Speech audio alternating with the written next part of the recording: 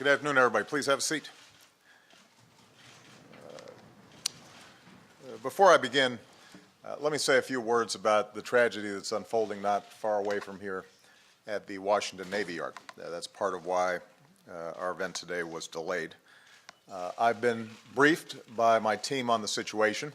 We still don't know all the facts, but we do know that several people have been shot and some have been killed. So we are confronting yet another mass shooting. And today it happened on a military installation in our nation's capital. It's a shooting that targeted our military and civilian personnel. These are men and women who were going to work, doing their job, protecting all of us. They're patriots. And they know the dangers of serving abroad, but today they face the unimaginable violence that they wouldn't have expected here at home. So we offer our gratitude to the Navy and local law enforcement, federal authorities, and the doctors who've responded with skill and bravery. I've made it clear to my team that I want the investigation to be seamless so that federal and local authorities are working together. And as this investigation moves forward, we will do everything in our power to make sure whoever carried out this cowardly act is held responsible. In the meantime, we send our thoughts and prayers to all at the Navy Yard who've been touched by this tragedy. We thank them for their service. We stand with the families of those who've been harmed.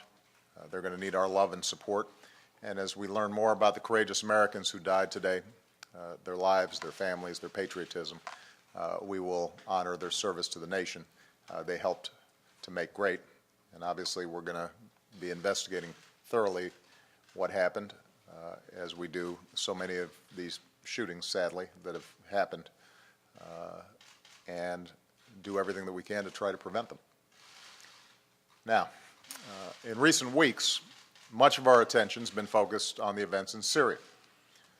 The horrible use of chemical weapons on innocent people, including children, the need for a firm response from the international community, and over the weekend we took an important step in that direction towards moving Syria's chemical weapons under international control so that they can be destroyed. And we're not there yet, but if properly implemented, this agreement could end the threat these weapons pose not only to the Syrian people, but to the world. I want to be clear, though, that even as we've dealt with the situation in Syria, we've continued to focus on my #1 priority since the day I took office: making sure we recover from the worst economic crisis of our lifetimes and rebuilding our economy so it works for everybody who's willing to work hard, so that everybody who's willing to take responsibility for their lives has a chance to get ahead. It was 5 years ago this week that the financial crisis rocked Wall Street and sent an economy already into recession into a tailspin. And it's hard sometimes to remember everything that happened during those months, but in a matter of a frightening few days and weeks, some of the largest investment banks in the world failed, stock markets plunged, banks stopped lending to families and small businesses, our auto industry, the heartbeat of American manufacturing, was flatlining. By the time I took office, the economy was shrinking by an annual rate of more than 8%. Our businesses were shedding 800,000 jobs each month. It was a perfect storm that would rob millions of Americans of jobs and homes and savings that they had worked a lifetime to build. And it also laid bare the long erosion of a middle class that for more than a decade has had to work harder and harder just to keep up. In fact, most Americans who've known economic hardship these past several years, they don't think about the collapse of Lehman Brothers when they think about the recession. Instead, they recall the day they got the gut punch of a pink slip, or the day a bank took away their home, the day they got sick but didn't have health insurance, or the day they had to sit their daughter or son down and tell him or her that they couldn't afford to send their child back to college the next semester. And so those are the stories that guided everything we've done. It's what in those earliest days of the crisis caused us to act so quickly through the Recovery Act to arrest the downward spiral and put a floor under the fall. We put people to work repairing roads and bridges, to keep teachers in our classrooms, our first responders on the streets. We helped responsible homeowners modify their mortgages so that more of them could keep their homes. We helped jumpstart the flow of credit to help more small businesses keep their doors open. We saved the American auto industry. And as we worked to stabilize the economy and get it growing and creating jobs again, we also started pushing back against the trends that have been battering the middle class for decades. So we took on a broken healthcare system. We invested in new American technologies to end our addiction to foreign oil. We put in place tough new rules on big banks, rules that we need to finalize before the end of the year, by the way, to make sure that the job is done. And we put in new protections that crack down on the worst practices of mortgage lenders and credit card companies. We also changed a tax code that was too skewed in favor of the wealthiest Americans. We locked in tax cuts for 98% of Americans. We asked those at the top to pay a little bit more. So if you add it all up, over the last 3.5 years, our businesses have added 7.5 million new jobs. The unemployment rate has come down, our housing market is healing, our financial system is safer. We sell more goods made in America to the rest of the world than ever before. We generate more renewable energy than ever before. We produce more natural gas than anybody. Healthcare costs are growing at the slowest rate in 50 years. And just 2 weeks from now, millions of Americans who've been locked out of buying health insurance just because they had a pre-existing condition, just because they've been sick or they couldn't afford it, they're finally going to have a chance to buy quality, affordable health care on the private marketplace. And what all this means is we've cleared away the rubble from the financial crisis, and we've begun to lay a new foundation for economic growth and prosperity. And in our personal lives, I think a lot of us understand that people have tightened their belts, shed debt, refocused on the things that really matter. All of this happened because, ultimately, of the resilience and the grit of the American people. And we should be proud of that. And on this 5-year anniversary, we should take note of how far we've come from where we were 5 years ago. But that's not the end of the story. As any middle-class family will tell you, or anybody who's striving to get into the middle class, we are not yet where we need to be. And that's what we've got to focus on. All the remaining work that needs to be done to strengthen this economy. We need to grow faster. We need more good-paying jobs.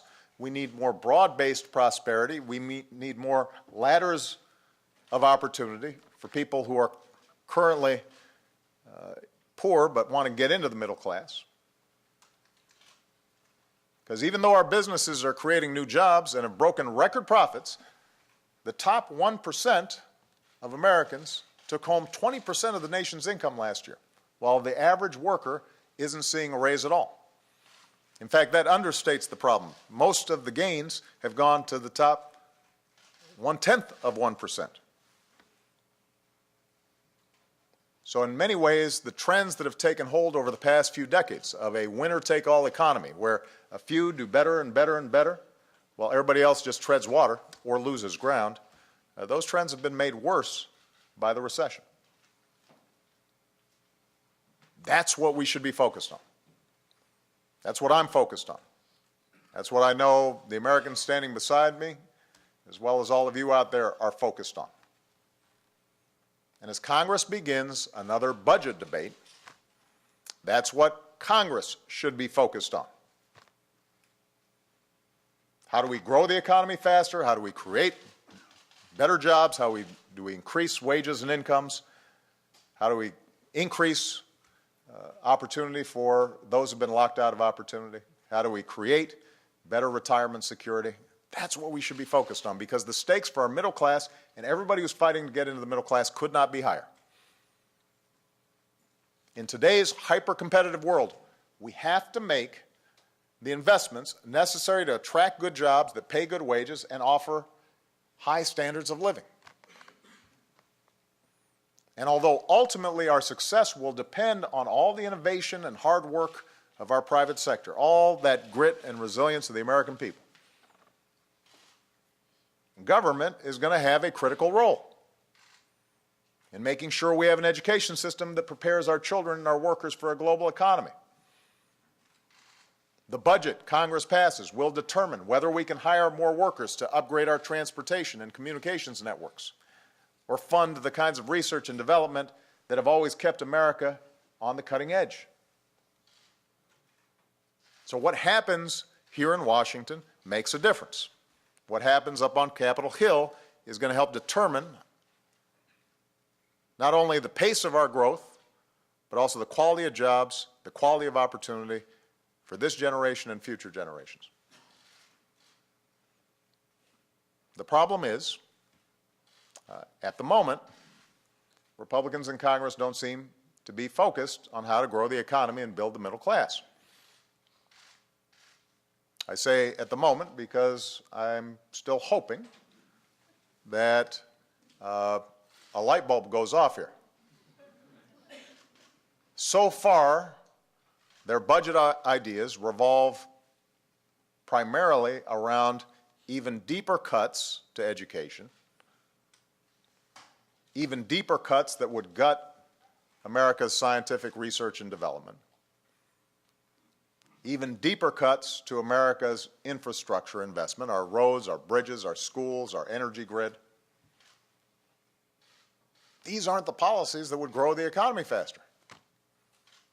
They're not the policies that would help grow the middle class. In fact, they do the opposite.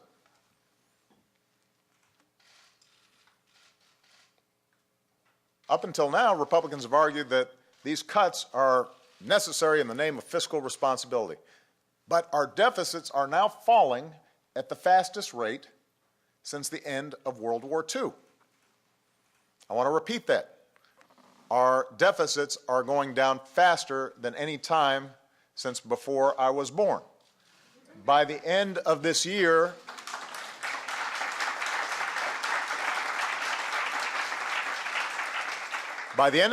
we will have cut our deficits by more than half since I took office. Now, that doesn't mean that we don't still have some long-term fiscal challenges, primarily because the population is getting older and they're using more healthcare services.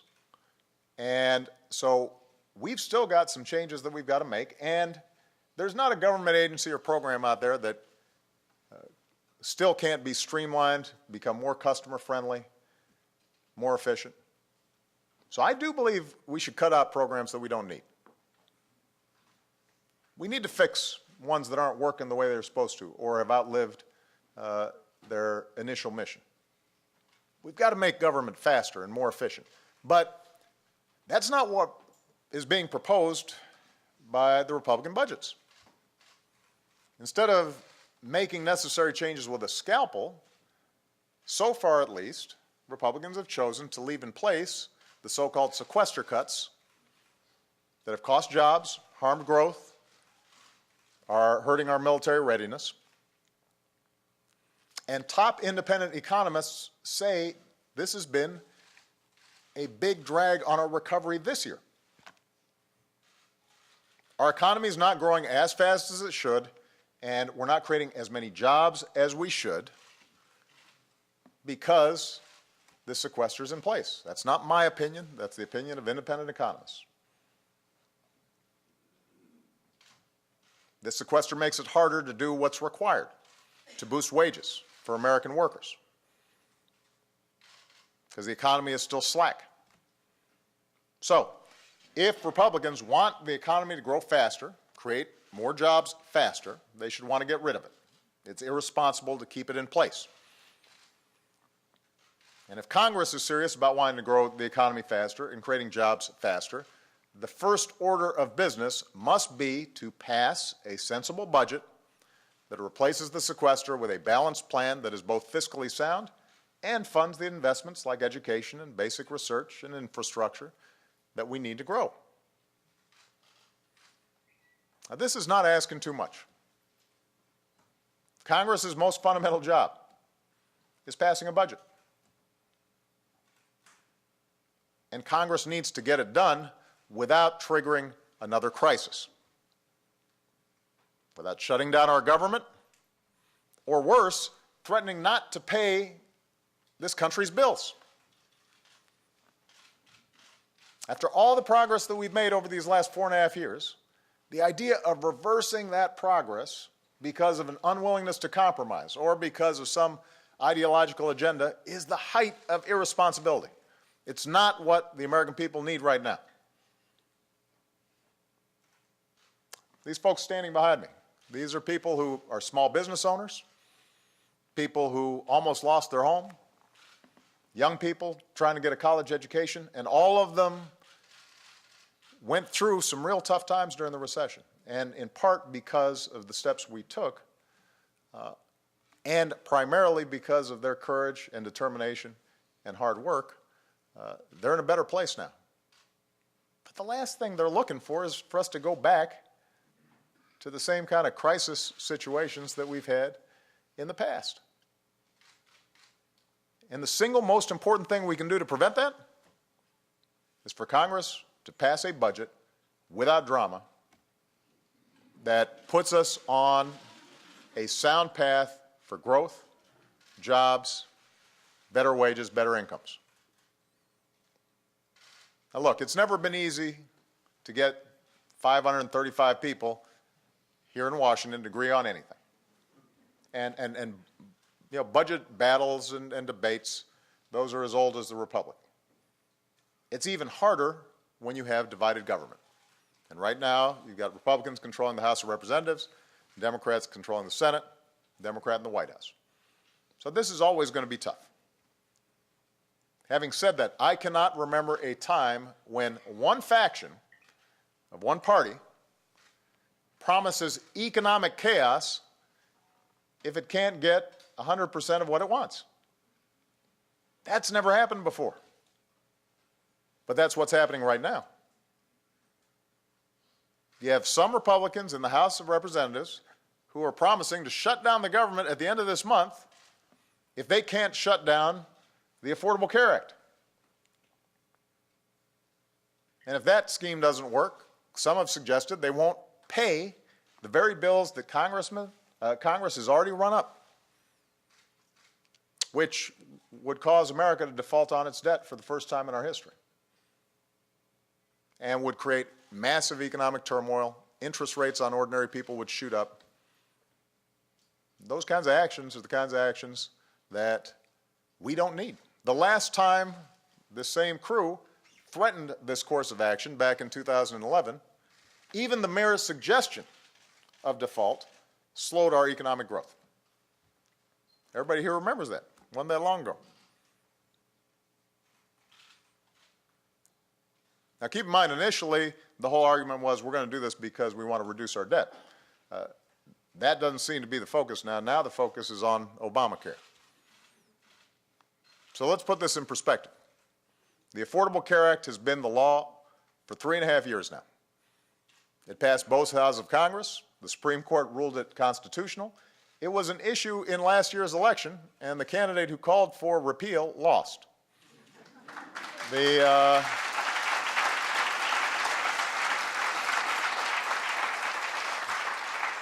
Republicans in the House have tried to repeal or sabotage it about 40 times. They failed every time. Meanwhile, the law has already helped millions of Americans. Young people who are able to stay on their parents' plan up until the age of 26. Seniors who are getting additional discounts on their prescription drugs. Ordinary families and small businesses that are getting rebates from insurance companies, because now insurance companies have to actually spend money on people's care instead of on administrative costs and CEO bonuses. A lot of the horror stories that were predicted about how this was going to shoot rates way up, and there were going to be death panels and all that stuff. None of that stuff's happened. And in 2 weeks, the Affordable Care Act is going to help millions of more people. And there's no serious evidence that the law, which has helped to keep down the rise in health care costs to their lowest level in 50 years, is holding back economic growth. So repealing the Affordable Care Act, making sure that 30 million people don't get health insurance and people with pre-existing conditions continue to be locked out of the health insurance market, that's not an agenda for economic growth. You're not going to meet an economist who says that that's the #1 priority in terms of boosting growth and jobs in this country, at least not a serious economist. And I understand I will never convince some Republicans about the merits of Obamacare. I understand that. And I'm more than willing to work with them where they've got specific suggestions that they can show will make our healthcare system work better. Remember, initially this was like repeal and replace, and the replace thing has kind of gone off to the wayside. Now it's just repeal. But the larger point is, after all that we've been through these past 5 years, after all the work Americans like those standing behind me have done to come back from the depths of a crisis,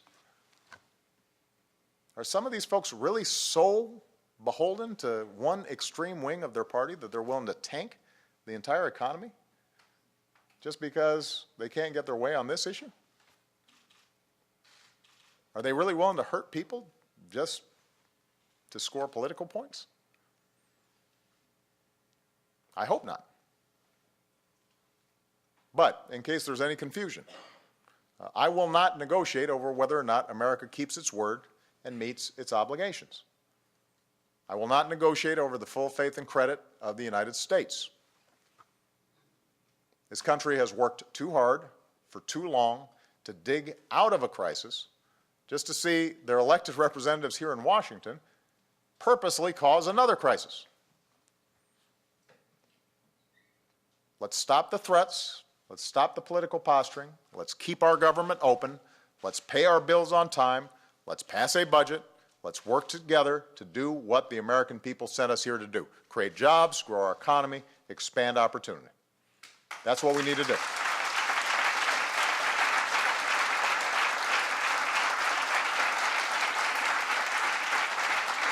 And as far as the budget goes, it's time for responsible Republicans who share these goals. And there are a number of folks out there who I think are decent folks. I've got some disagreements with them on some issues, but I think genuinely want to see the economy grow and want what's best for the American people. It's time for those Republicans to step up, and they've got to decide what they want to prioritize. Originally, they said they wanted deficit reduction. As I said before, our deficits are falling fast. The only way to make further long-term progress on deficit reduction that doesn't slow growth is with a balanced plan that includes closing tax loopholes that benefit corporations and the wealthiest Americans at the expense of the middle class. It's the only way to do it. They said that they wanted entitlement reform. But their leaders haven't put forward serious ideas that wouldn't devastate Medicare or Social Security. And I've put forward ideas for sensible reforms to Medicare and Social Security and haven't gotten a lot of feedback yet. They said that they wanted tax reform. Remember, this was just a few months ago. They said, well, this is going to be one of our top priorities, tax reform. 6 weeks ago, I put forward a plan that serious people in both parties should be able to support, a deal that lowers the corporate tax rate for businesses and manufacturers, simplifies it for small business owners, as long as we use some of the money that we save to invest in the infrastructure our businesses need to create more good jobs and good wages for middle-class folks who work at these businesses. My position is, if folks in this town want a grand bargain, how about a grand bargain for middle-class jobs? So I put forward ideas for tax reform. Haven't heard back from them yet. Now, Congress has a couple of weeks to get this done. If they're focused on what the American people care about, faster growth, more jobs, better future for our kids, then I'm confident it will happen. And once we're done with the budget, let's focus on the other things that we know can make a difference for middle-class families. Lowering the cost of college, finishing the job of immigration reform, taking up the work of tax reform to make the system fair and promoting more investment in the United States. If we follow the strategy I'm laying out for our entire economy, and if Washington will just act with the same urgency and common purpose that we felt 5 years ago, then our economy will be stronger a year from now, 5 years from now, a decade from now. That's my priority. All these folks standing behind me and everybody out there who's listening, that's my priority. I've run my last election.